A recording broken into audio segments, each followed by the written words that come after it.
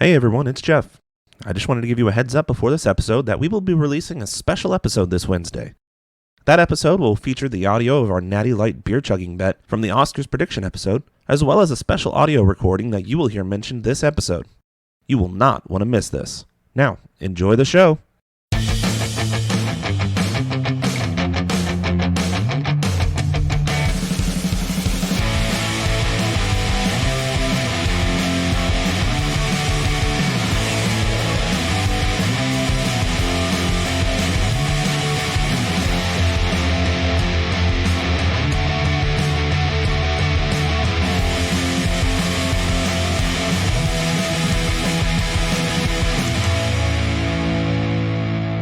Good evening, ladies and gentlemen. Whoa.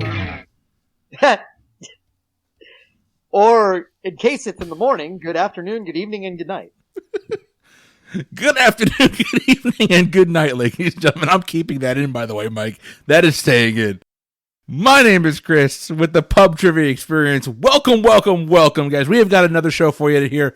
Right here. We're recording this. It's late. It's like 10:45 at night. It's a late one. If you've been following the Pub Trivia Experience at all, though, you know that my wife and I, Leah, we are expecting our first child, so we are trying to get as many episodes in the can so that we can prepare for this. Shout out real quickly here. Huge shout out to Jeff and Marissa. They're going to be picking up a lot of the slack over the next couple of weeks as Leah and I deal with having a little baby at home. We're trying to figure that part out. Jeff and Marissa will be recording their own shows without us. Mike will more than likely be a part of that. We've got the entire cast of the Pub Trivia Experience, all those guests that you come to know and love, Steve, Joel, Chrissy, and Christy, and we got a whole group of people that are going to be involved in this, so you may not hear my voice for a little bit, but you're going to hear it tonight. So tonight, we've got a special episode for you tonight. I am joined by one person and one person only, and that is the one and only Mr. Mike Mott. Hi, everybody. How's it going?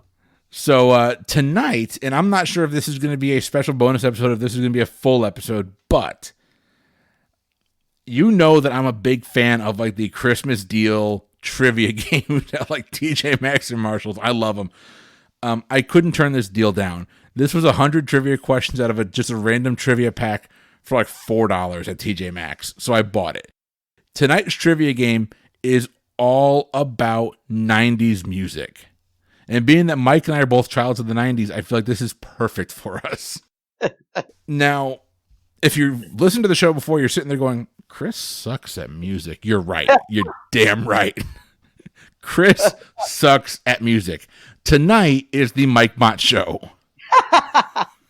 So what that means for you is I'm going to read them, maybe not all of them. We're going to go through a bunch of trivia questions here tonight on 90s music. We're going to see how many Mike can get right. We're going to go until I tap out. We're going to go until Mike taps out. But with that being said, this is our second recording tonight, so if we're a little loopy, forgive us.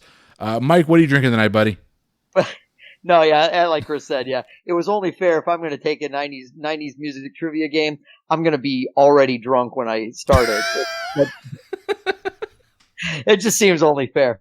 Tonight, I am drinking, this is actually kind of a funny story about this beer. This is a Dogfish Head beer that I've never had before.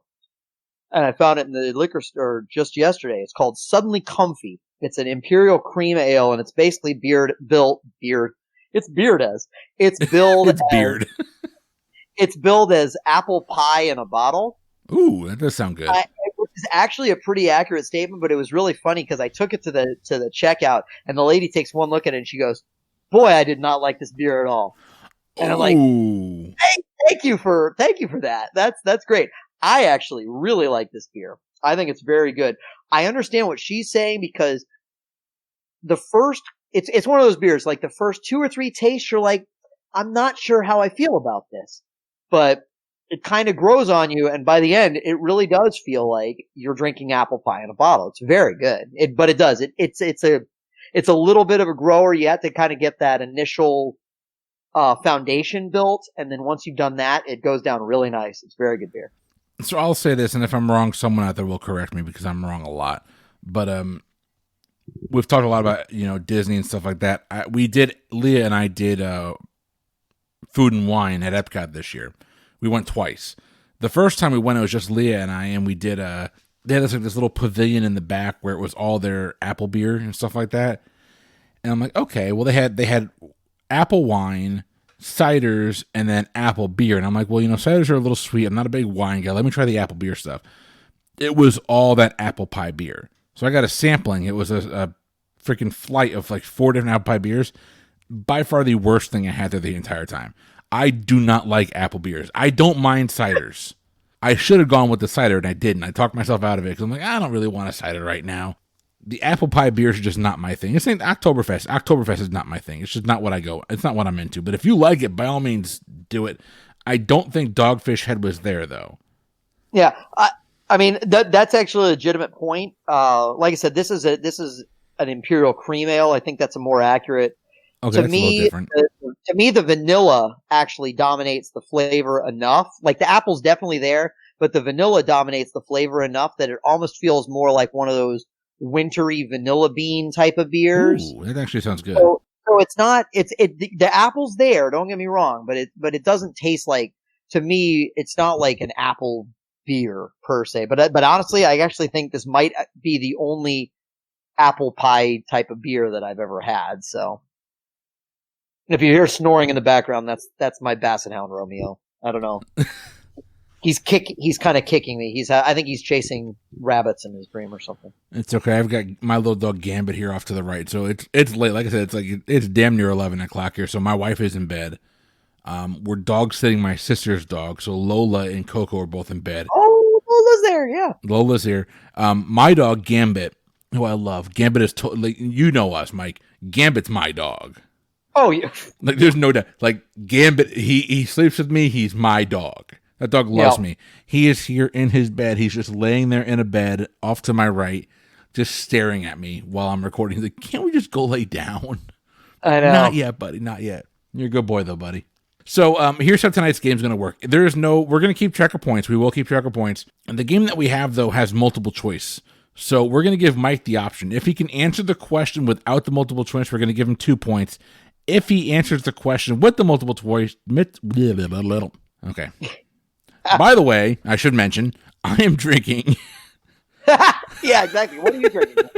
Tonight, I am drinking Jeff and Marissa. So this has been weird, right? This has been a little bit weird, and the listeners kind of know this.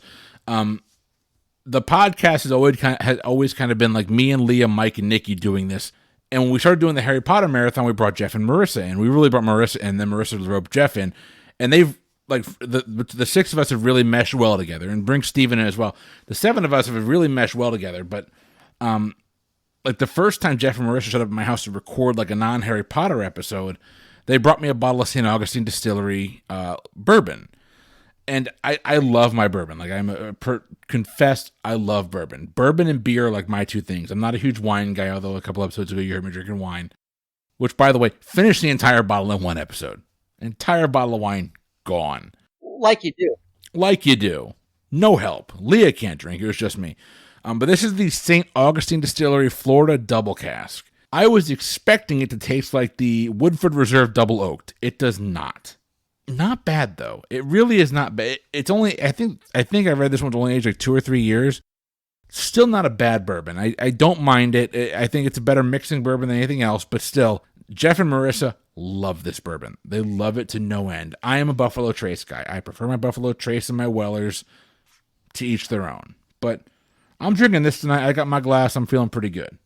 Back to the game, though. So these questions are all multiple choice. If Mike can answer the question without the multiple choice, he'll get 2 points. If he gets the question with the multiple choice, he'll get 1 point. If he gets it wrong, he gets 0 points. You get to play along at home. So I'd be curious to know, keep track of your points. Let us know how you did. Find us on social media. Obviously, Pub Trivia Experience on Instagram and on Facebook. On Twitter, we are at Pub Trivia Pod, or email us pubtriviaexperience@gmail.com. Let us know how you did. But we're gonna jump right into this. Mike, are you ready? I'm a little nervous that there's like multiple choice on all these questions. Like these might actually be really hard. So we'll see. But yes, I'm ready and willing. Let's do it. All right. Question number 1, Mike. Which NWA member released his debut solo album, America's Most Wanted, in 1990? And that's America's with 3 Ks. Oh, man. And you've got the option of multiple choice if for some reason you need it. I think I'm just going to say Ice Cube. And that is 2 points for Mr. Mike Mott. It was Ice Cube. That's why I was pretty sure. I wasn't 100%, but I was pretty sure. Your next question, Mike. Which group released the songs Don't Go Chasing Waterfalls and Unpretty? Was it called Don't Go Chasing Waterfalls? I thought it was just called Waterfalls, but I'm pretty sure that was TLC. It was definitely TLC, and you were pretty sure you're right. It's just called Waterfalls. Yeah. The Weird Al cover of that song, the Weird Al version of the song is hilarious. Phony Calls? Phony Calls, yes. Mike, Charlene Spiteri is the lead singer of what band? Charlene Spiteri. Ugh. Yeah, all right, I'll take the multiple choice on this one. So hold on. I'm going to take that back. If you do it without the multiple choice, it's going to be 3 points.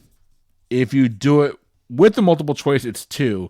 There is also the option to split it to 50-50. If you do it with the 50-50, it's going to be 1. So you have 6 points so far. Okay, sounds good. And I'm sorry to all the listeners out there.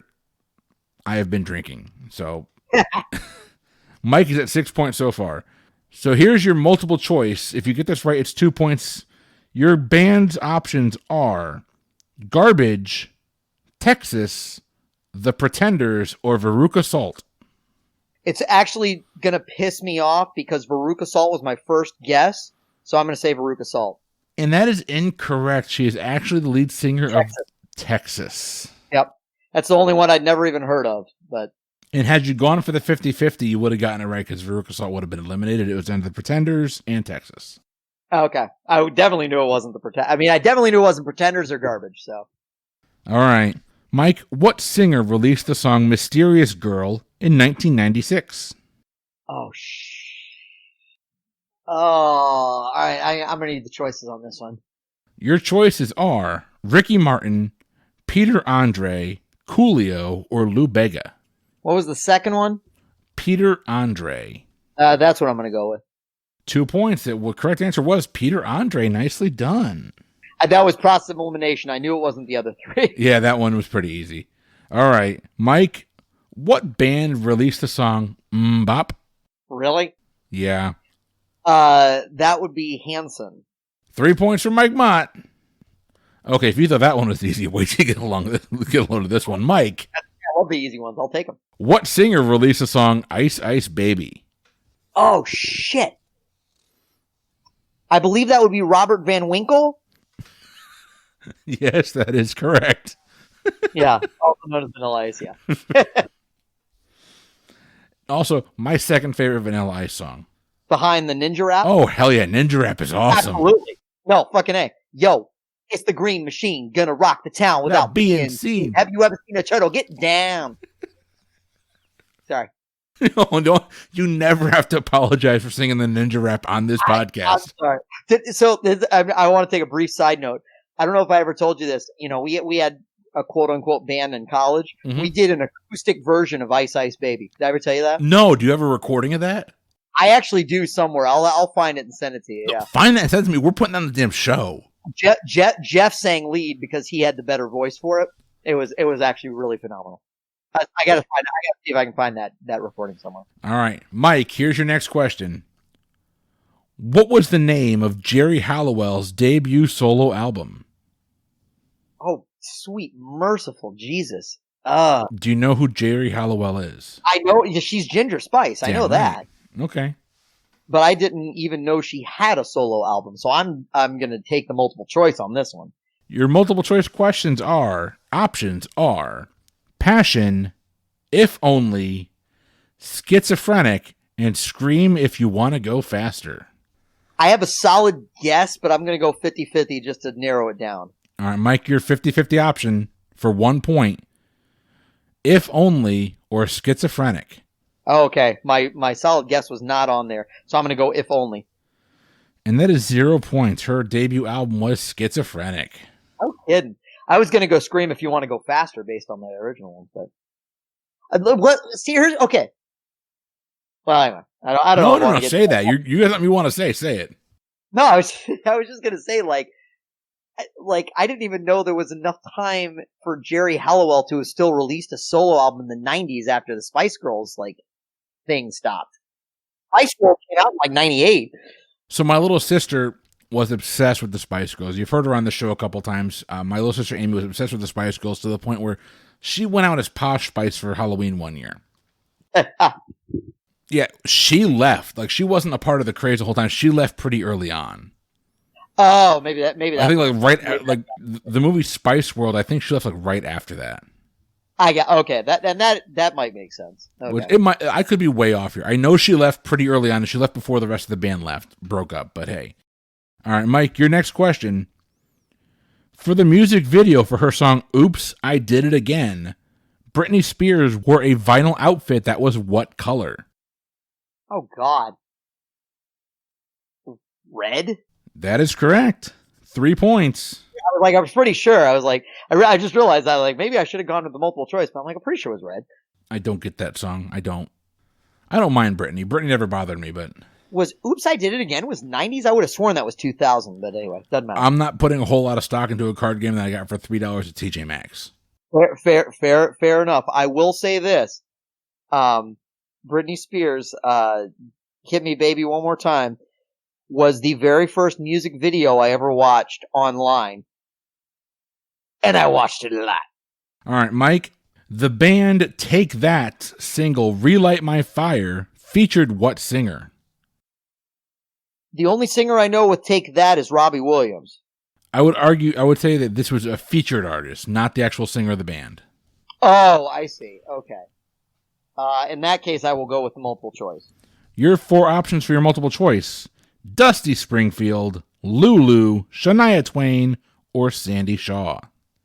I'll take the 50. I have a good guess, solid guess, but I'll take the 50-50. Your 50-50 are Shania Twain and Lulu. All right. I guess I will go Lulu then. For 1 point, you are correct. Nicely done. That was not my guess either, but Mike, what band released the song "Closer" in 1997? Shit. See, this one I thought you'd know. No, well, the only song I can think of that's called "Closer" wasn't that late. And that's the 9 Inch Nails song, but it wasn't that late. It was earlier. I will take the multiple choice. You don't need to. If it was earlier, that's fine. It was 9 Inch Nails. Okay, I mean, I thought it was earlier. I really thought that was 95, 90. Because Weird, so this is a weird way to put this, but Weird Al had that as part of his alternative polka on the Bad Hair Day album, and that came out in 96. I'm pretty sure. Let's see. Because it was, "I wanna boink you like an animal." Yep. It was released in 1994. Thank you. Okay, that was going to drive me nuts. Thank you. Yeah, Okay. Didn't 9 Inch Nails take a little bit of a hiatus there for a little while? Yeah, because right after that album, they didn't release anything until the 2000s. Yeah. Trent Reznor didn't release anything until the 2000s. No, he just got fired too. He was hired to do music for a movie, and he just got let go. Oh, did he? I didn't. Yeah, I don't remember who it was. It was not. Yeah. It was not Fincher though. All right, Mike. All Saints recorded a cover of what Red Hot Chili Pepper song? Ooh. Yeah, I'm going to need the multiple choice on that one. Your multiple choice: Scar Tissue, Other Side, Under the Bridge, or Californication. And I believe all 4 of those are from the same album. No, Under the Bridge was Blood Sugar Sex Magic. The other 3 are from the Californication album. Okay, I'm wrong. See, this is why I don't play 90s music trivia. Yeah, I'll take the 50-50. Your options are Other Side or Under the Bridge. Okay. I was leaning towards Under the Bridge anyway, so I'll go with that. And Under the Bridge is the correct answer. Okay, yeah.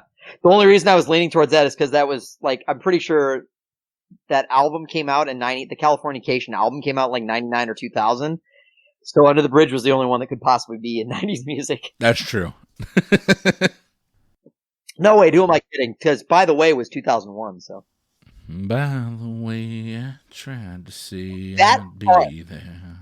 That album is phenomenal. It's 16 tracks, and every single one of them is at least good, if not great. Is it really? I own that album. I did at one point. I don't anymore. I actually think that is, to me, that is where the Red Hot Chili Peppers mature as songwriters, and they meld that adult alternative side with the funk rock side, and it all kind of gels together. To me, that is the album that all comes together personally. See, I just remember we had a vote when it came to the year we graduated, and it was what was the song of your generation or the song of your high school years. And as weird as this sounds, as a predominantly Caucasian school in West Central Florida in the Tampa area, for some reason we all identified, not we all, I didn't, but our song was the song Other Side. Huh. Which did not add up at all. To be fair, I think the other options were Good Riddance and... Oh, what was the other one?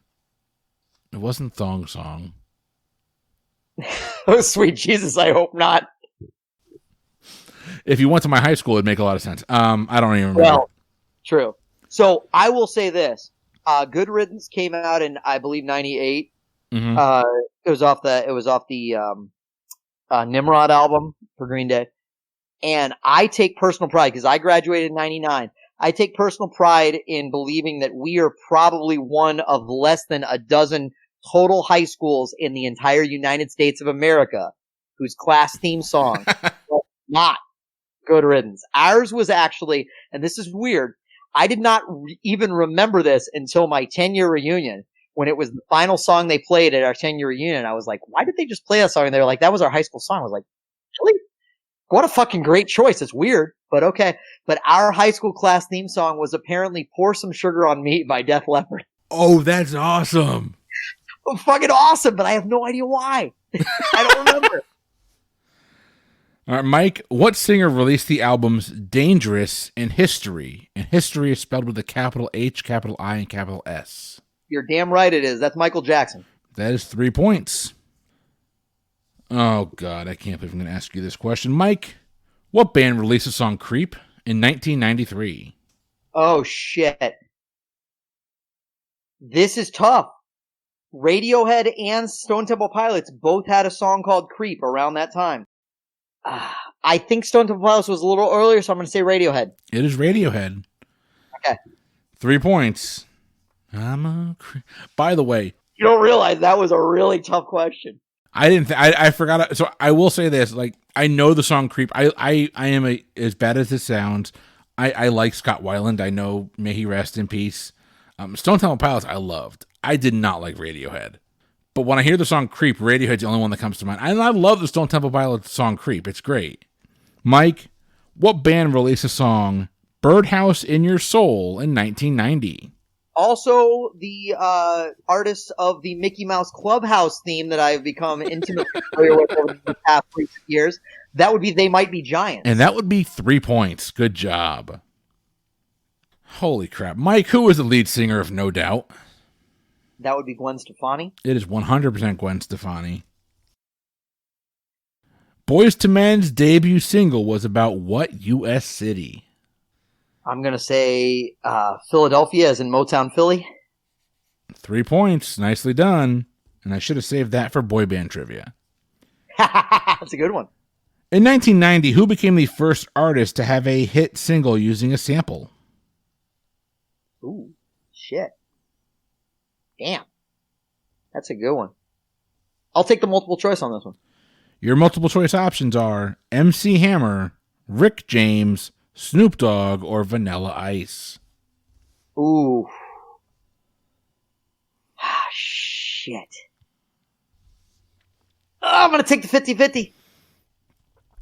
50-50 may or may not help you. Your 50-50 options are MC Hammer and Vanilla Ice. Fuck you. Damn it. I'm good. Thank you, though. My original instinct was Hammer because mostly because Rick James was also in the list. And you got a point. MC Hammer is correct. Yep. Mike, what band released the albums Bring It On and Liquid Skin? Ooh. Shit. I'm gonna need a multiple choice on this one. Sounds familiar, but your multiple choice options are Anathalo. Am I saying that right? I don't even know what that is. Anathallo. I'm still not sure what that is. Anathalo or I don't know the way to say that. Or Stars, or Gomez, or Metric. Apparently, those are all bands that I have never heard of.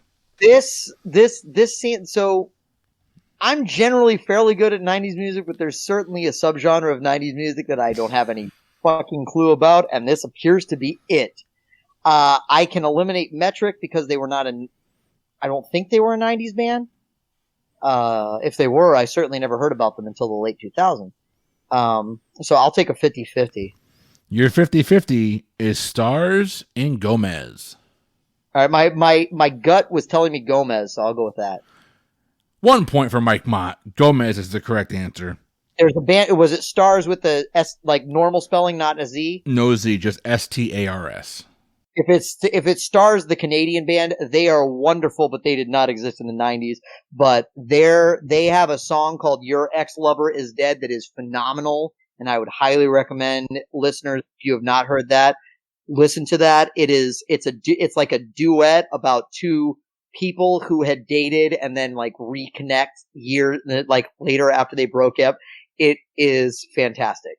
That's actually a Canadian band that I was following for a little while in the 2000s. They're really good. And that has been added to my Spotify queue. Thank you. You're welcome. Mike, what was Robbie Williams' debut solo single? Ooh. The first solo song I remember hearing from Robbie Williams is Millennium. But was it Millennium or Angels? I'm going to say Millennium. Oh, I think that might be only your second wrong answer. The correct answer is Freedom. Oh, shit. And I will say that neither Millennium nor Angels were on the list. Yeah, he was. Yeah, I forgot. Yeah, I forgot he was a little earlier. Like I remember his stuff from later in the 90s, but he did have some solo stuff a little earlier. Because, like I said, I still think of him like he's got to start with Take That, and he kind of branched out on his own. Yeah. Mike, I actually like this question. Puff Daddy's "I'll Be Missing You" sampled what Police song? So, funny side note, I have one of my Christmas gifts from Nikki was a Basset Hound themed blanket, and it said, that makes sense. And it said, what was it? I'm gonna screw up exactly, but like it was basically like every bite you take, I'll be watching you. But anyway, the correct answer is "Every Breath You Take," I believe is the title of the Police song. It is "Every Breath You Take." Nicely done. What band appeared on Top of the Pops in 1990 wearing T-shirts saying "No Poll Tax"? Ooh, shit! I feel like I've heard this one, but I'm gonna take a multiple choice on this one. Your multiple choice questions or options are The Underworld, Orb, The Chemical Brothers, or Orbital. I think I know, but I'm taking 50-50 just to be sure. Underworld or Orbital? Okay, Underworld. And the correct answer is Orbital. No shit. Okay, I was thinking it was Underworld, but okay. Mike, what actress appeared in the music video for Tom Petty's Mary Jane's Last Dance? Kim Basinger, Academy Award winner Kim Basinger. For what movie? L.A. Confidential. There you go. And it's still a freaking. I'm going to say this, and I will die on this cross. That movie did not win Best Picture. Are you kidding me? Unquestionable travesty. Absolutely. Unbelievable. And here's the thing, like, I think L.A. Confidential is probably a little bit of a forgotten movie. I love that movie. Because that L.A. Confidential is a absolutely spectacular, wonderful, incredibly done movie. You want Russell Crowe before anyone knew who the absolute hell Russell Crowe was, and he kills it. Guy Pearce, same thing. Oh, man. Wonderful movie. Watch that movie. If you have not seen L.A. Confidential, do yourself a favor. See L.A. Confidential. It is fantastic. I read the book. I actually read the book because of the movie. The book's good. The movie takes the best parts of the book and kind of distills it to its essence. It's wonderful. I will say this. That is one of the movies that got me into movies. Me too. Absolutely. It is so well done. It is so well done. 96, 97, that was right around the time when I was just absorbing everything that I could cinematically, and that was one of those movies that just made me go, holy shit, this is what a movie can be. Awesome movie. No, LA Confidential is phenomenal. It is one of the, I said it before, it's one of the movies that made me love movies. Such a good movie. It is really good. Go, if you have, like Mike said, if you haven't seen it, go check it out. It really is good. Mike, your next question. Singer Bryan Adams is from what country? Really? Now, the Canadian government has apologized for Bryan Adams on several occasions. That would be Canada. Oh, excuse me, Canada. So this is going to show a little bit my age, but do you remember the show Family Matters, right? Yeah. There's the mini part of Family Matters where they're all going to Walt Disney World, like they're taking a field trip to Walt Disney World. Look, that was honestly like early 90s. That was a thing that every family sitcom had to do. Yes. Full House it was. did it. Family Matters did it. I'm pretty sure Step by Step did it. Like that was a thing. But what was the older brother's name? The older son. Oh, wasn't it just Eddie? I think it was Eddie Winslow, right? It was the older son and his dim-witted friend were driving down separately because Carl and the kids were flying down. Eddie and his son are in the car and they're driving down, and Eddie falls. I guess it's Eddie. I don't even know. He falls asleep and he wakes up and he goes, "Waldo, where are we?" He goes, "Oh, okay. Well, according to my map, we should be coming up on this little town called Canada in about an hour." He goes, "That's not Canada. That's Canada. You've been driving the wrong way for 4 hours." Oh God, that's a fucking hell of a pull. They were from Chicago, I think, right? They were, yeah. Mike, what band released a song today in 1993? I'm going to say that's probably Smashing Pumpkins. It is definitely Smashing Pumpkins. Boyz II Men duetted with which singer on the 90s hit One Sweet Day? Fuck. Is this another one that I'm going to have to excise from my music trivia? It is. Because that is absolutely Mariah Carey. It is Mariah Carey. I'm going to leave it. I'm going to leave it. Because of the way I phrased it. Anyway. All right. I'm not gonna share more information about that so that I can use that question. Anyway. What group had a hit with the song Deeply Dippy? Oh yeah, holy shit, I'm gonna need the fucking multiple choice on this one. The song is called Deeply Dippy. Your multiple choice options are Blind Melon, Idlewild, Shaq, and Right Said Fred. I'm going to take the 50-50 on this one, just in case. Your 50-50 options are Blind Melon and Right Said Fred. Shit. Well, I know it's not Blind Melon, so it's Right Said Fred. It is definitely Right Said Fred, and I have never heard of Blind Melon, so good job. You have heard of Blind Melon. I may have heard them. All I can say is that my life is pretty plain. I've heard them. I have never heard of them. I never would have known that was them. All right. Fair enough. And I apologize for all our listeners for trying to sing that song. I sing on this podcast more than you do. I just want to remember that. Yeah, well, the aforementioned college band actually tried to cover that song. Ooh, hopefully Jeff had a good voice. Yeah, and did I mention I was actually the lead singer of said college band? Yeah. It didn't end well. So it did not go well. All right. Yeah. Speaking of easy questions, Mike, may she rest in peace. Lisa Left Eye Lopez was a member of which group? Tender Loving Care, TLC. She's the one that passed away, right? She is, yes. Yeah.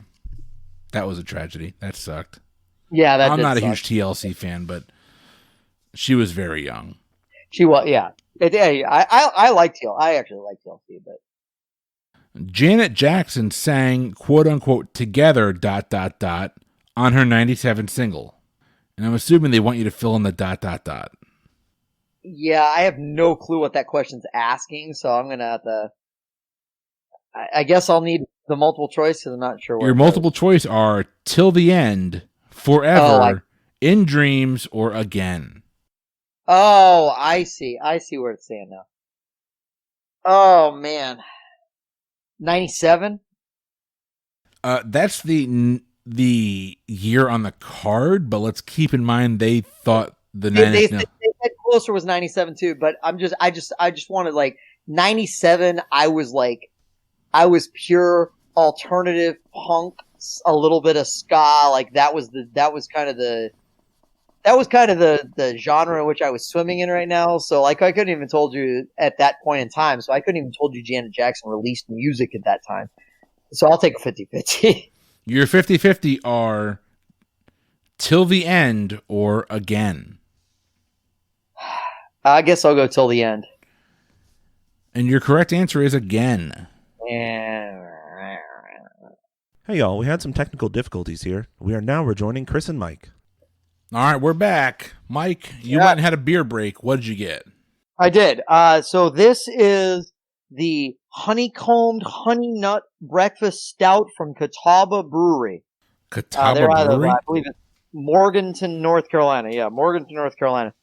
It bills itself as a breakfast stout. I can't honestly say I've ever had a stout for breakfast, but it's very good. It's got a nutty taste, as you might imagine from being called a honeycombed honey nut stout. It sounds good. It's actually really good. Chris, you'd really like this beer, but it goes down nice and smooth. It's high quality. It's got like that undercurrent of sweetness behind the bitterness. It's cool. All right, let's keep going. All right. What band released the song Setting Sun in 1996? Ooh, Setting Sun. Yeah, I'm going to do the multiple choice. Your options are Daft Punk, The Prodigy, The Chemical Brothers, or Underworld. Yeah, see, this is that genre of music I was not really into. I'll take the 50-50. 50-50, Mike, your options are Prodigy or The Chemical Brothers. That was the two I had it narrowed down to prior to the.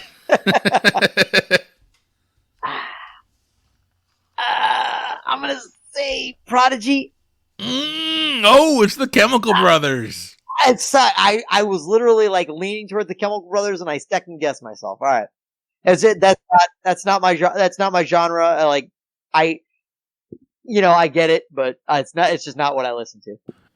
What group released the song Sabotage in 1994? I'm guessing that would be the Beastie Boys. It is definitely the Beastie Boys. Way to bounce back. That's crazy that was that late. It feels earlier, but anyway. It might be earlier. Right, I know. We've established that. Anyway.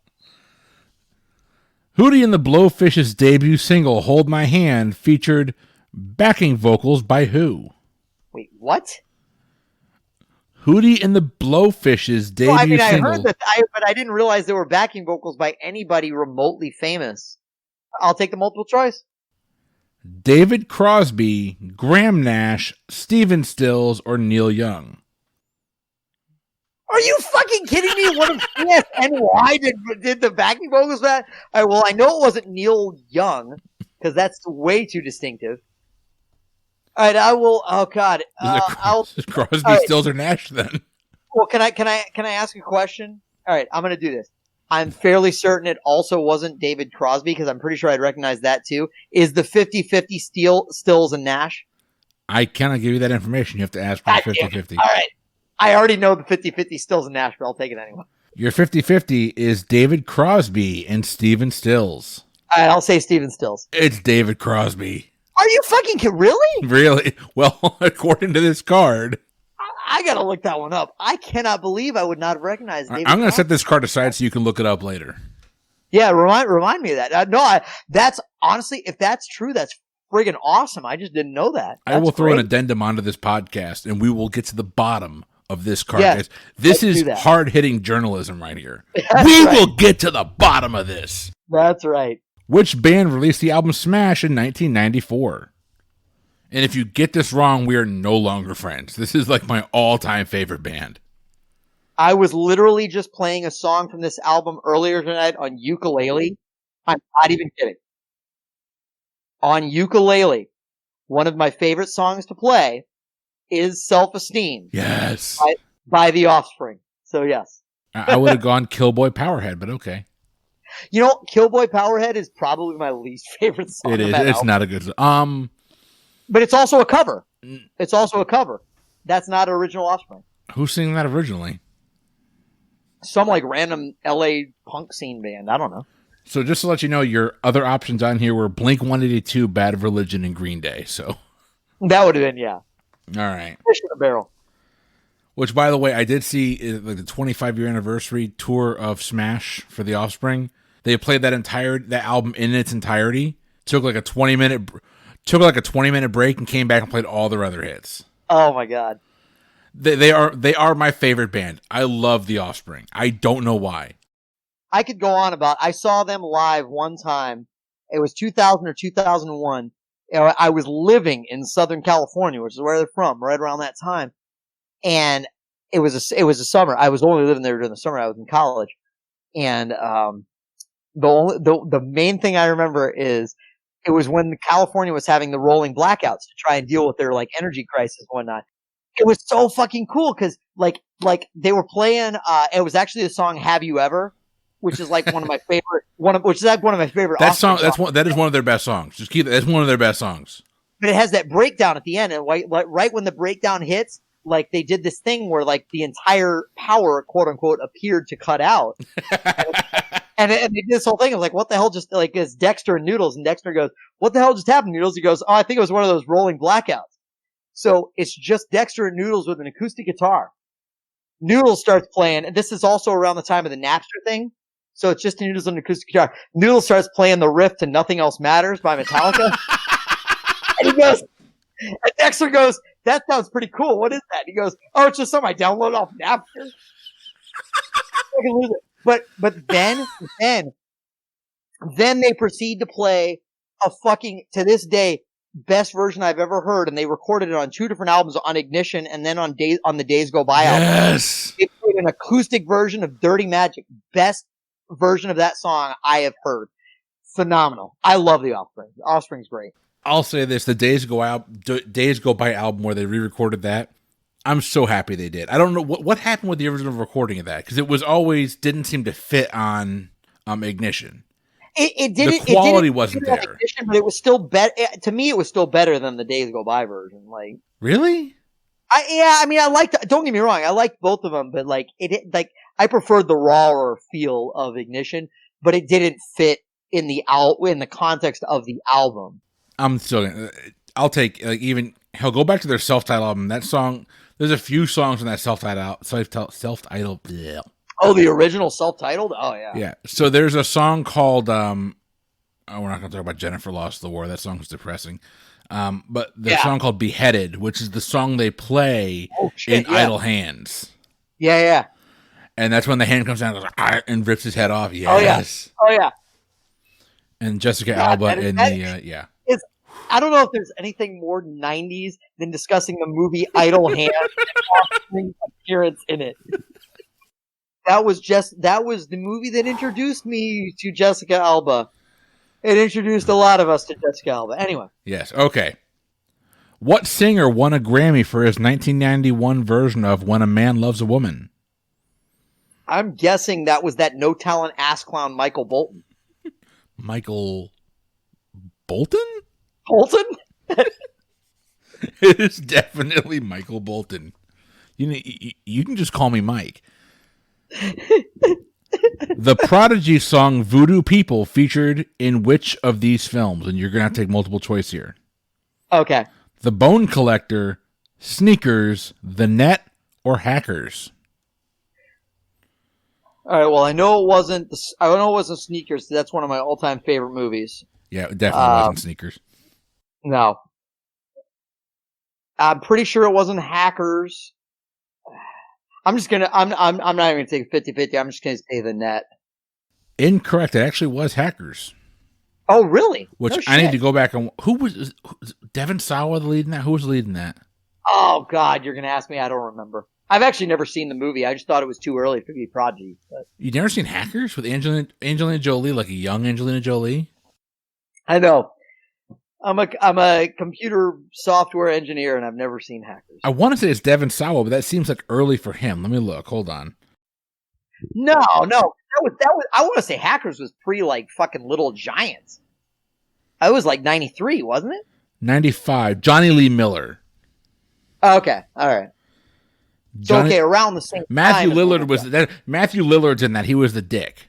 Okay. Oh, holy shit, Matthew Lillard was in that. Mike, what group released the song Boom Boom Boom Boom? Oh, sweet Jesus. No.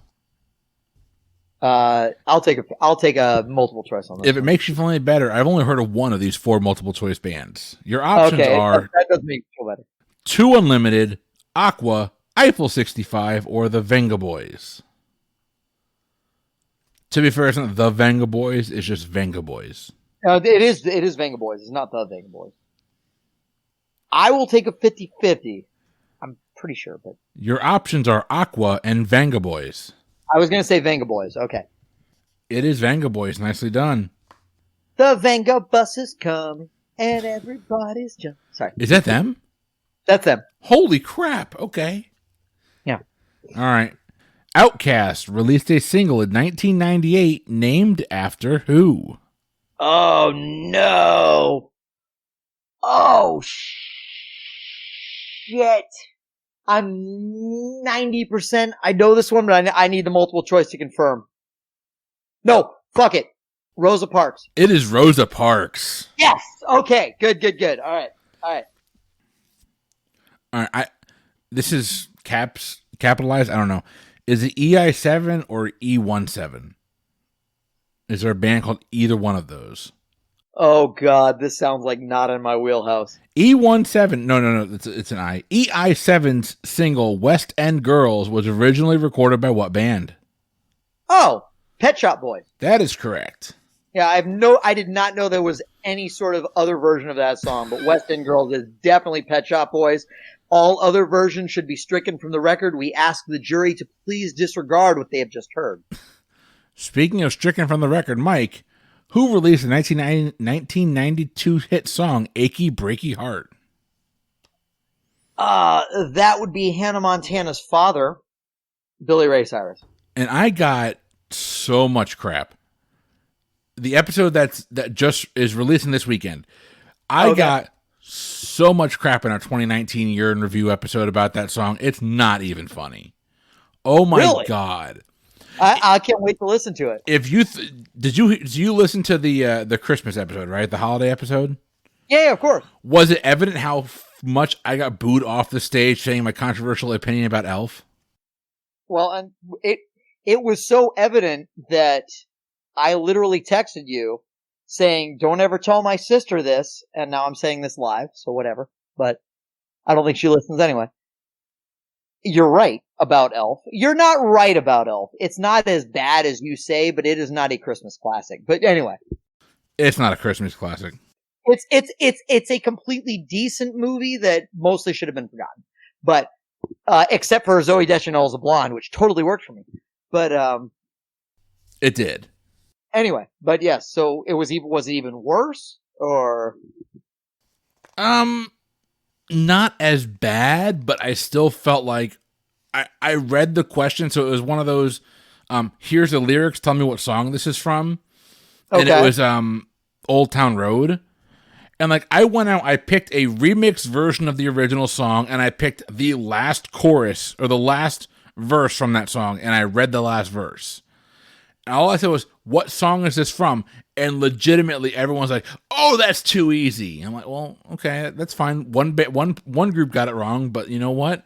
The group that got it wrong got like 14 of the other questions right. So y'all can just argue amongst yourselves. Oh, it was bad. It was bad. Like, you'll hear, you can actually hear it in the background. You're like, oh, that's too easy. We have kids. I'm like, I don't give a shit if you have kids. I have no clue. I don't really know the song Old Town Road either, so. All right, Mike, we're going to get through 50 questions today. You've got about 12 left. Okay, sounds good. We do have that one that we're going to try and get to the bottom of tonight before we hang up. Yeah, for sure. Okay. Your next question, what singer released the multi-platinum 1995 album Jagged Little Pill? We're going back to Canada, I see. That would be Miss Alanis Morissette. It would be God herself, Alanis Morissette. Yep, the internet dropped again. Back to the show. Mike, can you hear me? Yep, we're back. We're back. Oh, Sam is going to hate us. Hey, that's all right. He already does. That's true. He was he was there on your bachelor party. He fucking hates us. Oh God. I actually think he had a good time. That was a great time, but he fucking hates us. Oh no, I think he had a good time. First time I ever saw Sam drink. By the way, just so I do want to give everyone a shout out here. We talk about Sam a lot. Sam is our wonderful human being. He is about the nicest guy you'll ever meet. He's our producer. Sam does all the editing. He does all the post productions on most of our shows. If you listen to one of our shows and you go, "Oh my God, that sounded great," it's Sam. If you listen to the show and go, "Oh my God, that sounded terrible," it's me. Sam does a phenomenal job with it. I will say this. He does freelance as well. If you're another podcast and you're looking to get your stuff edited by someone other than you, Sam does a phenomenal job. Give him an email, sam@mikedude.com. He will hook you up. He'll help you out. Tell him you heard about us at the Pub Trivia Experience. He's not going to save you any money. Doesn't give us anything back to us. But, he's a genuinely good person, and he will work his butt off to make sure your podcast sounds good. All of our live shows, if you've listened to one of our live shows, those are not easy to edit. Between the live music, the different people talking, the different ambient noises that come in, he does a phenomenal job editing those.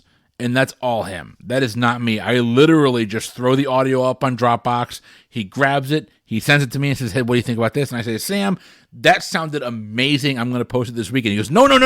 I'm not done. That's my first pass." I'm like, "No, it sounds great. Let's use it."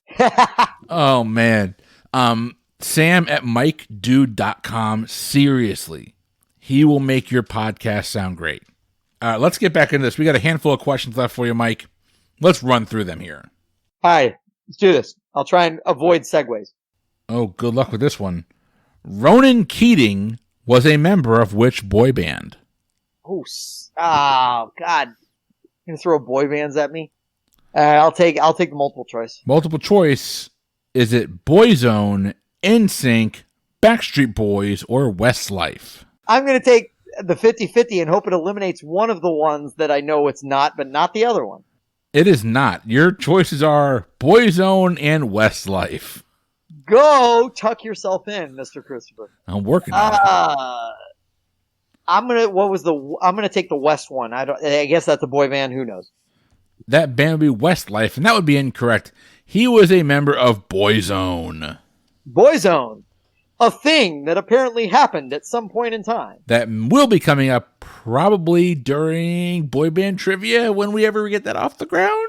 Sure, why not? Let's start talking at higher pitches. Oh Lord, I had so many people reach out to me for boy band trivia. It's not even funny, and I am not motivated to write that game.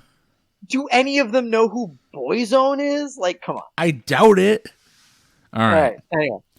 What band released the album Dookie in 1994? Really?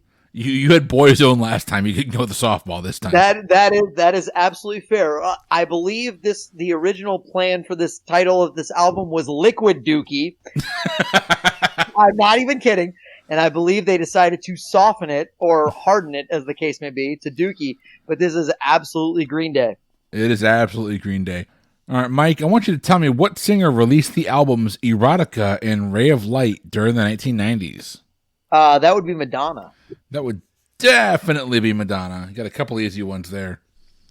I'll take them. What was the name of Britney Spears' debut single? I'm pretty sure it was Hit Me Baby One More Time, unless she had something before that. It is called Baby One More Time, but yes, it is. Oh, son of a bitch. You're giving you points. Correct. Well, but you are absolutely correct. Which pop group had hits in the 90s with C'est La Vie and Roller Coaster? If you get this, I lose a lot of respect for you.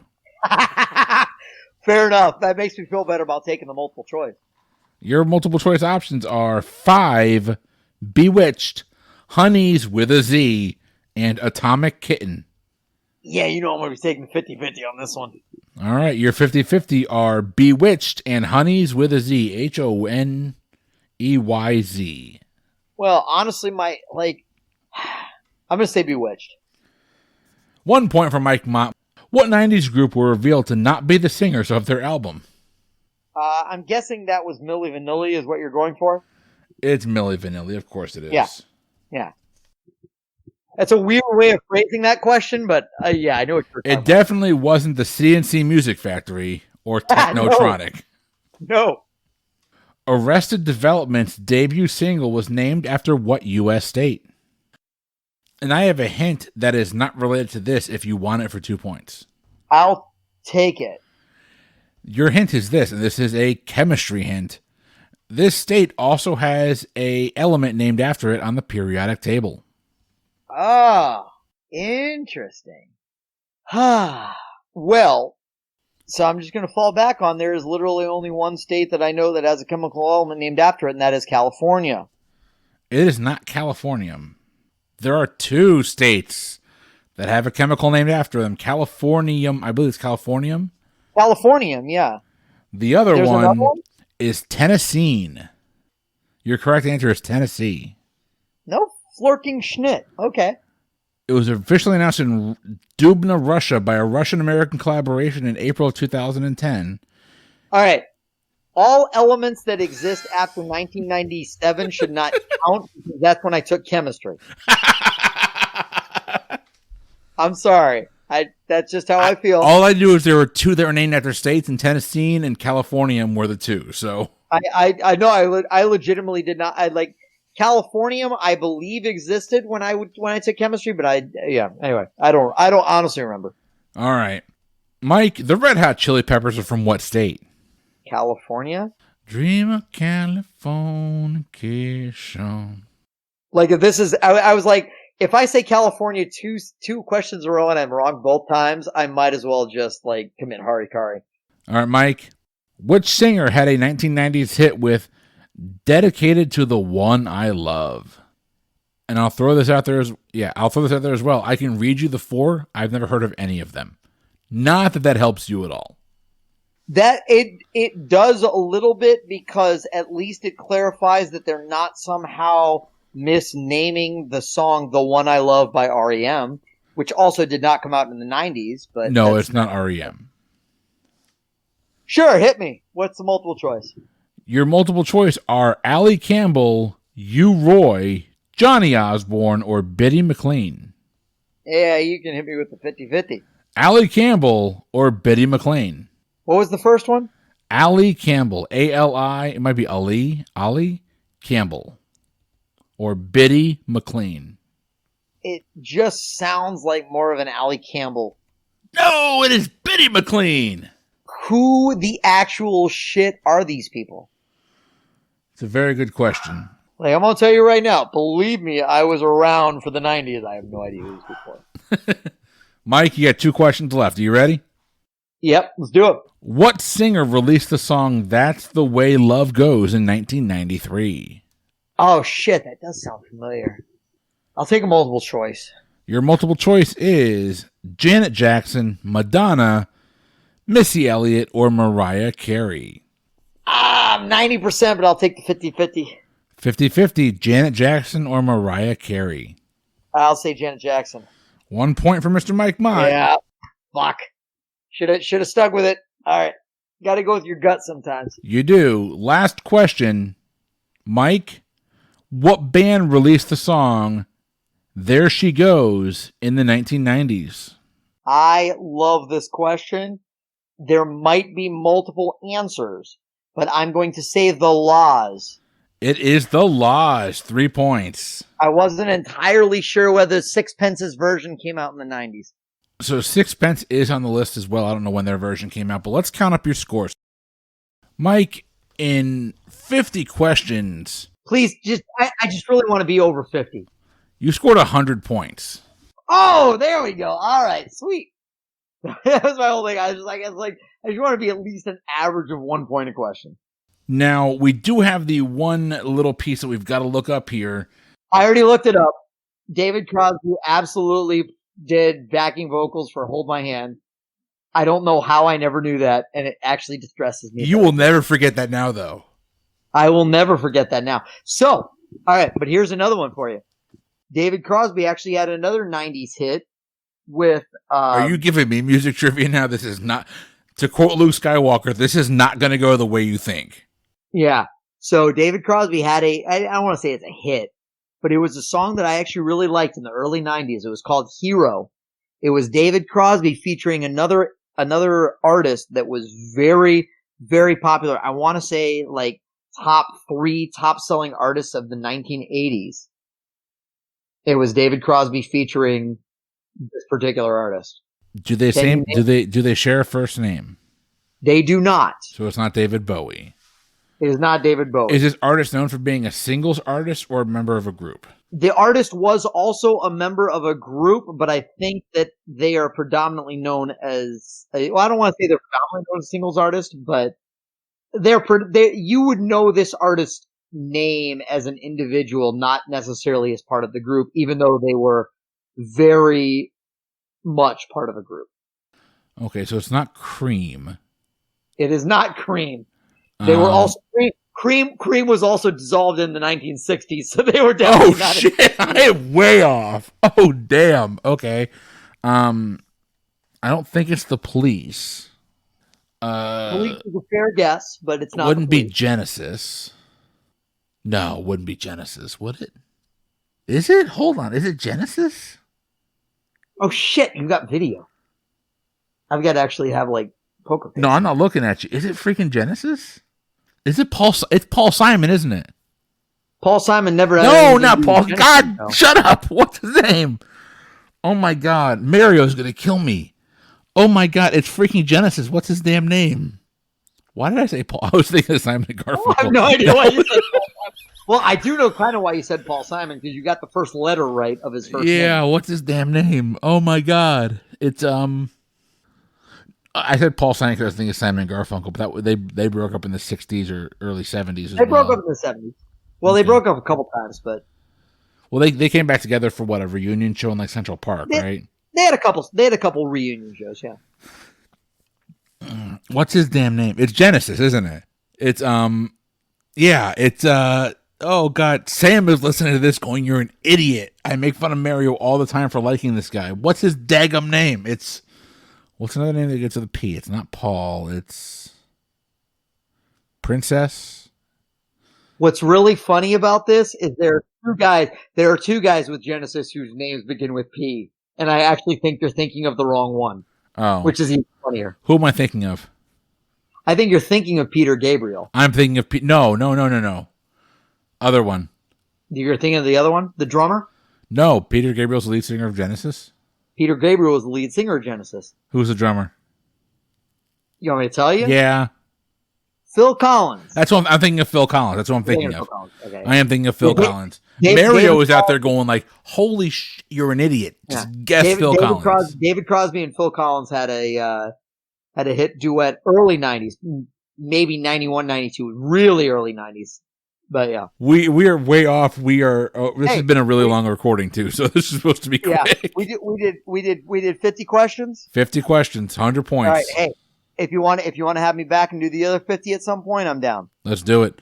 I've got the 80s, 90s, and 2000s trivia, which I think we're doing with Joel and Jeff tomorrow. So maybe we'll take the winner of that and bring you on board with them and just have a music face-off. I'm down. That'd be fun. So.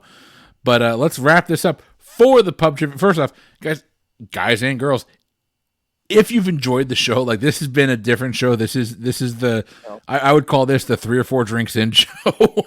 Yeah, exactly. Hopefully you're having a good time. For the pub trivia, this is the post pub trivia experience. It is. This is pub trivia experience after dark. That's right. But again, if you're enjoying the show, find us on Facebook or on Instagram at Pub Trivia Experience. Find us on Twitter at Pub Trivia Pod. Email the show, pubtriviaexperience@gmail.com. But, for those of you that have asked, and a couple people have asked, the best way to help the show is this. Rate us, review us on Apple Podcasts or wherever you listen to the show. Subscribe so you can get the newest content. But in all reality, tell your friends. Tell your family. Anyone that you know that likes listening to bar trivia or likes just the bullshitting that we do. I mean, that's one of the things that we're kind of known for. Tell them, introduce them. If you want to be a part of the show, if you want to jump on and play against Mike in 90s music trivia, get with us. Let us know. We'll have you on. It doesn't take much. Honest to God, you can do it from a cell phone with a pair of earbuds. It's very easy. But with all that being said, this has been a special 2-person episode of the pub. Ugh. See? The alcohol. This has been a special 2-person episode of the Pub Trivia Experience For the Pub Trivia Experience, I have been Chris. Mike. Have a great night or a great day or whatever time of the day it is. Have a good one, everyone.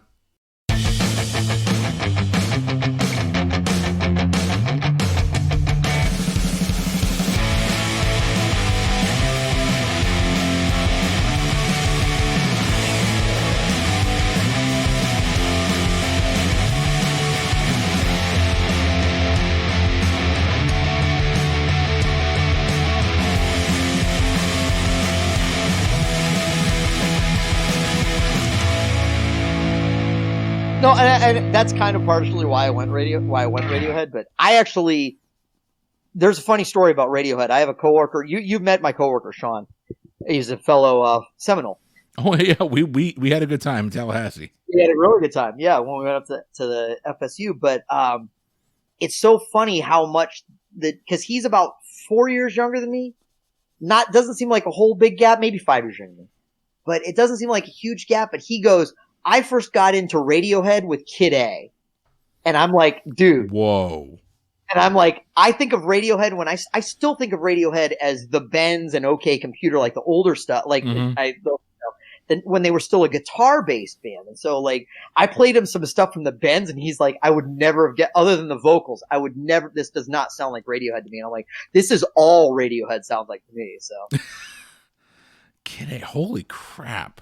But it's just different, it's different generations, different. Like I'm trying to think like what bands were big when I was in high school, and it's like the ones that Radiohead wasn't big when I was in high school.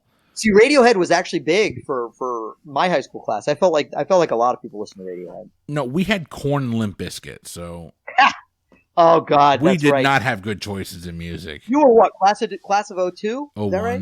01. 01, yeah. The turn of the millennium, ironically, is probably the nadir of alternative rock music, unfortunately. Yeah. There were a couple of good bands that came out, but then you got a lot of Limp Bizkit. Incubus wasn't bad. Deftones wasn't bad. I actually argue Linkin Park was pretty damn good. I liked Linkin Park's earlier stuff. I did. But other than that, it just the alternative in Disturbed. I love Disturbed. And they're still huge from a metal standpoint, they're still huge now, but yeah. I dig Disturbed too. I went to see them with Brian Bump. They do put if you get a chance to see Disturbed puts on a great show, and they had a really touching moment. They did a couple of really slow songs, and they kind of did it in tribute to Chester and Chris Cornell and Scott Weiler. Oh yeah, it was really kind of cool. Neither here nor there. Let's get speaking of 90s music. Let's get back into it. Which, oh my God. Okay. So again, tangents in this podcast. I'm sorry. You remember the Netflix show, The Toys That Built Me, The Toys That Made Us? I've heard of it. I haven't seen it. I watched some of the movies that made us. I never watched The Toys That Made Us. They did the movies that made us. Did you watch the one on Die Hard? I did. Yeah. Absolutely. Oh my God. Who do you think I am? Oh my! I just found it. I just found it yesterday. I've watched Die Hard. No. All credit to Nikki. Nikki's the one that found this, and she goes, I watched all of these, and you will like this more than I will. Oh my God, I loved it. I want to go watch Dirty Dancing. I don't care. I want to go watch the one on Dirty Dancing now. I don't care. It's amazing. It's the such Die a Hard good one's series. phenomenal. Okay. Yeah. Whoa. Sorry. Yeah. Tangents on this show. Tangents are insane. This is the episode of Segways.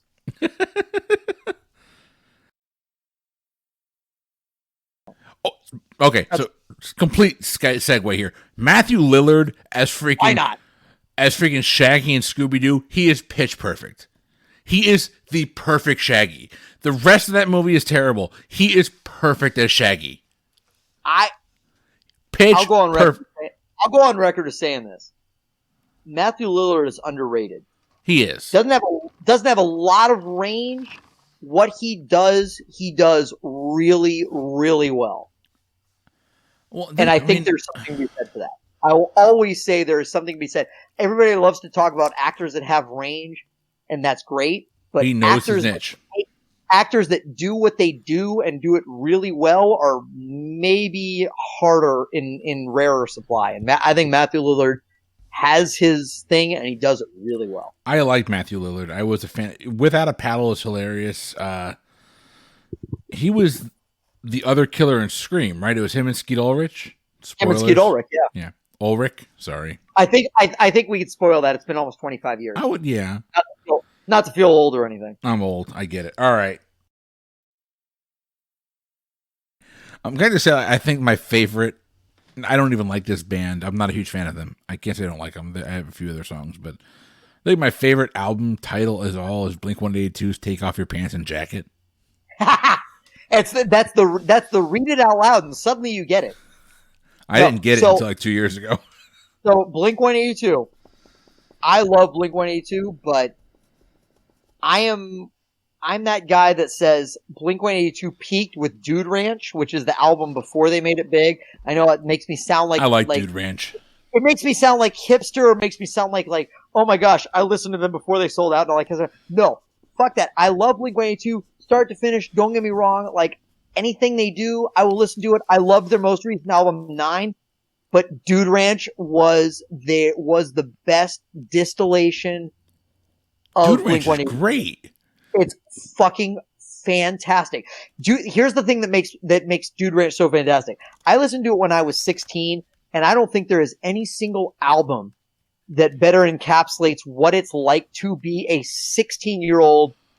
I hate to say it but it's probably specifically a 16-year-old boy. It just nails it. And yeah, they were probably like 23, 24 when they recorded it, but it nails it. So it's anyway. total side note, but I didn't know. I knew they got back together. Is it all three of them? They're all back together? No.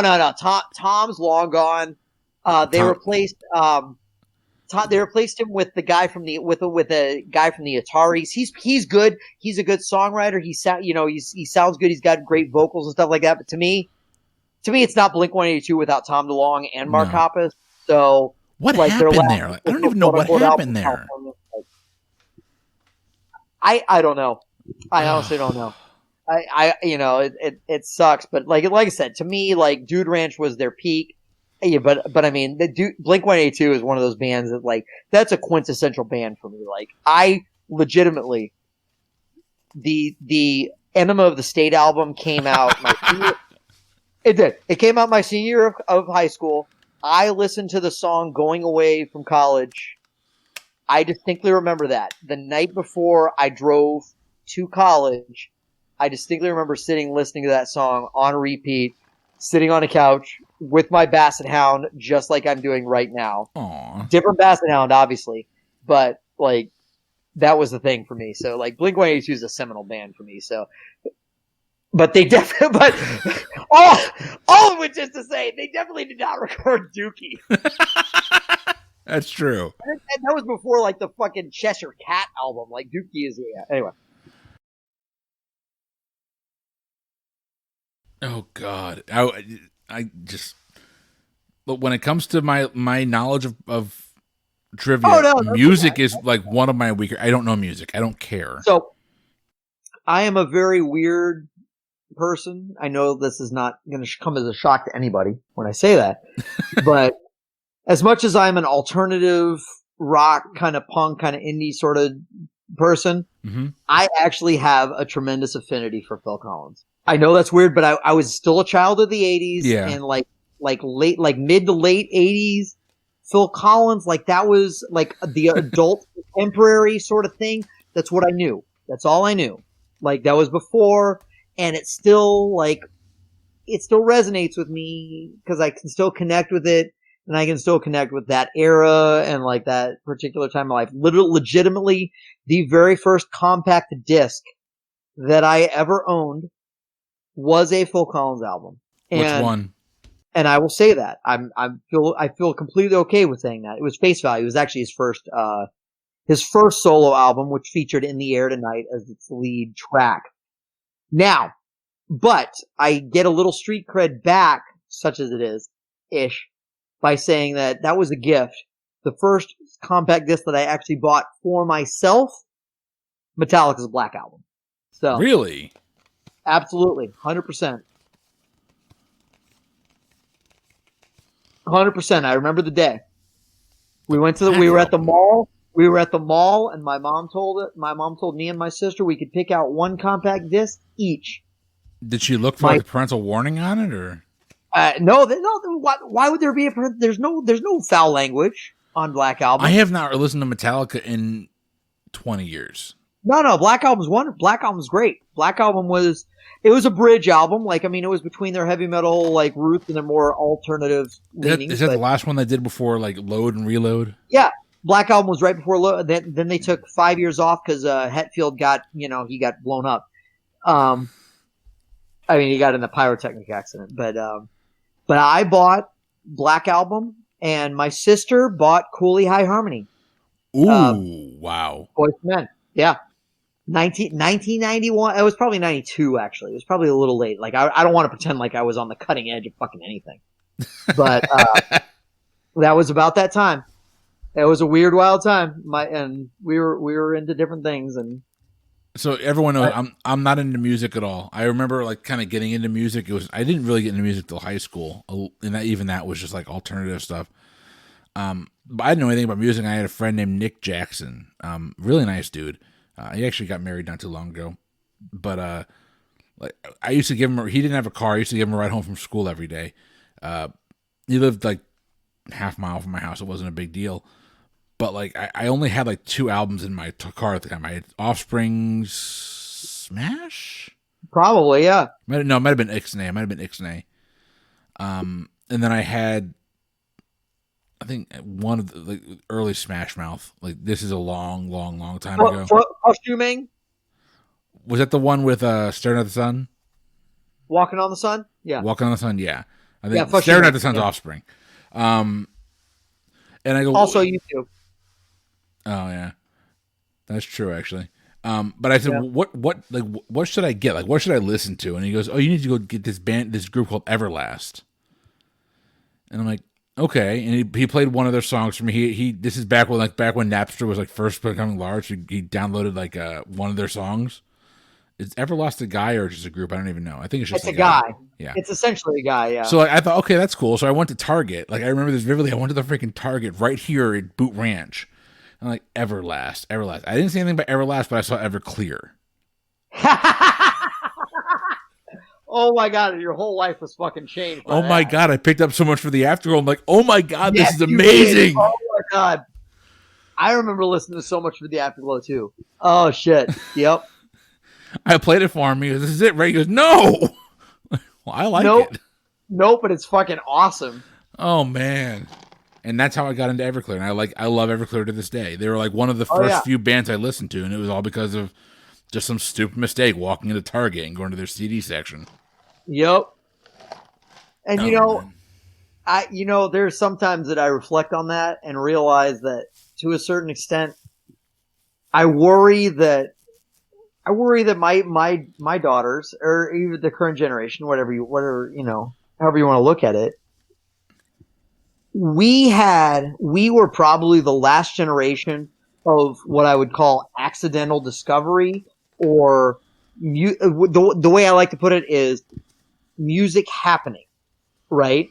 So music just happened to me personally. Like, I didn't really, I won't say I didn't go seeking it out because I did, but most of my musical life was accidental, or it was things that I fell upon because of things like radio, or because of things like people that I talked to that told me about certain things and whatnot. Okay. And I don't know to what extent that exists anymore. So I'll tell you a story. Like I was into like Metallica and stuff like that, in the early 90s, but I remember like there was I listened to a lot of Metallica in the early mid 90s. That was what I listened to. And it was probably 96, 97. I'm going to screw the exact year. I want to say it was 97, actually, where I was flipping through the radio one day. I was just looking for something because I was like, look, my musical life is just boring and I need to find something new. Yeah. And I'm flipping through the radio and I came across Everlong by the Foo Fighters. It just happened. It happened to be playing on the radio. And sweet, merciful Lord, like if it had not happened to be playing on the radio, I can almost legitimately say the entire course of my life would have potentially been changed. because I was listening like I was like it was like the previous song. I didn't catch it I didn't catch in the middle. Whatever the previous song was kind of dying down, and I could tell. And so I was like, all right, let's see what they play next. And I got that little like because Everlong is the kind of song that builds up and down and this whole thing. And I was just like for 3.5 minutes of my life, and I didn't know fucking shit. Like even though I was of this era, I remember being in middle school and a bunch of people were depressed about Kurt Cobain. I didn't know who Kurt Cobain was, so I didn't know who Dave Grohl was, so I didn't know who the Foo Fighters was. I knew none of this shit at that time, but I was like, this song rocks my fucking face off, and I love it, and that was what I wanted. And I distinctly remember Everlong ended, and then If You Could Only See by Tonic began. Oh gosh. And I was like, and it was Wham Bam, and it was just like, nope. It was like, this is my fucking life. It was that moment. This is my fucking life now. Like, I get it. Like, it just suddenly it was this thing, like this beam, like this invisible beam that invisible beam that just like came to the back of my head. It just felt like, so that to me, when I think of 90s music, that's where I am it's more that late 90s sort of thing. And it just all connected with me. But at that point, I was like, it's not just what's now. I want to know what's then. Mm-hmm. And that was kind of where that whole thing happened, where I was just like, I want to know all of this. I want to know everything. Granted, I'm very much a rock guy, so that, as you can probably notice, I didn't know a lot of the answers about like some of the EDM type of stuff and different things like that. It's not my jam. I totally respect, I try very hard, and I don't always succeed at this, but I try very hard to be the type of person who is like, hey, you know what? If a type of music or whatever connects with you and that's your thing, more power to you. Mm-hmm. Like, anything that moves you, anything that gets you to it, that you don't have to dance. Anything that makes you dance, that's great. If it makes you like want to friggin' veg and just like feel something, that's great too. It doesn't matter. I don't care. People that are moved by a music or a movement, anything else like that, I think that's so cool. I'm a music guy. I'm not going to connect with every type of music. And I acknowledge that, and I acknowledge that not everybody's going to connect with the type of music that I connect with. And that's great, and that to me is what music is all about. Not everybody's going to do that, and not everybody has to do that, and that's fine.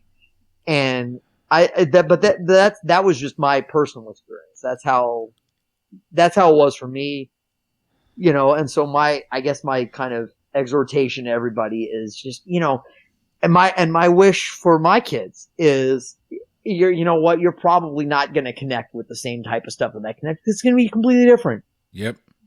It's going to be totally different. I can't even imagine the types of evolutions that are going to occur in music in the next 10, 15 years. God, I don't even know how kids go. How do you go about finding new music now? Like, is it just all on YouTube and Spotify? And that's the whole thing. I guess that's what that's what I was coming back to, is about the accidental discovery of music. I happened upon something that hit with me, and I hope that is still a possibility with the current generation. And I worry that it's not, because to me, like, such a part of my teenage years was what I would call like the accidental soundtrack, or the incidental soundtrack of my life. It was the things that I heard that I wasn't necessarily seeking out, but that bored themselves into my brain and made themselves a part of my psyche. Oh yeah, I know.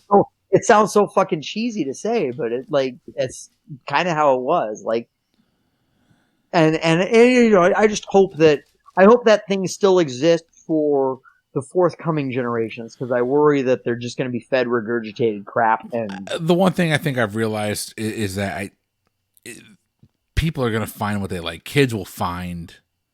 I hope so. What they like. I don't think that a piece ever goes away. Like, I mean, Look at television. Like, we all thought, streaming was going to be a death to television. Now it's like, okay, well, you can get all these services in one great place. Like, that's freaking cable. Right. I don't know. I just think it's cyclical. It's going to come back around, not necessarily in the way that we think it is, but with how open source everything is now, I think those unique voices, those new ways of thinking, and those new ways of listening and consuming music or whatever it is that you're into is going to find a voice. I think that with the internet, I think you don't need to have that. I think the age of like Madonna, where 40 million people go out and buy your album, like the Backstreet Boys and all that crap went in the late 90s, early 2000s. I think that age might be gone, but that's fine because you have more people out there making more music, which is not a bad thing. And everyone's going to have something that can speak to them. And I'm okay with that.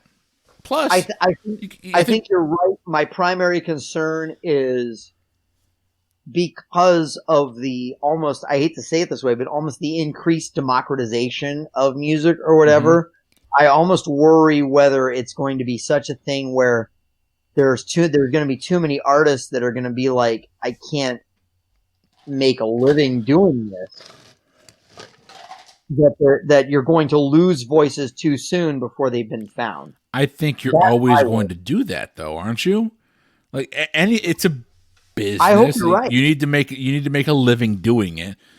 Right. God knows how many artists we've lost because they couldn't get their mixtape in front of the right person. I don't think that part goes away. But I think with the internet, the barriers to entry for this particular are lower. Definitely. They're definitely a lot lower. Definitely. It's just not. Absolutely. It's still not like it's not easy. It's not easy. Like we're a freaking podcast trying to reach people, and it's not the easiest thing to do. But this is living proof that the freaking barriers to entry are freaking low because anyone can do it. The great thing is that the barriers to entry are low.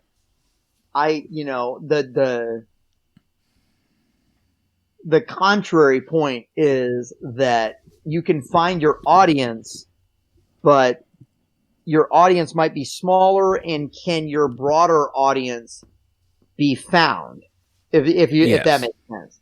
Because there's a lot of people that actually would, I think, in a lot of cases, connect with your music, but that audience has already decided on not your music, and they're not looking for it. Does that make sense? You know what I'm saying? It does, but I think that's true in multiple different facets. I don't think that's just to music. I think that could be to. It's not just to music, definitely not. It's an interesting. We can go back and forth on this, by the way. Oh yeah, for sure. We can go over. We've gone way off.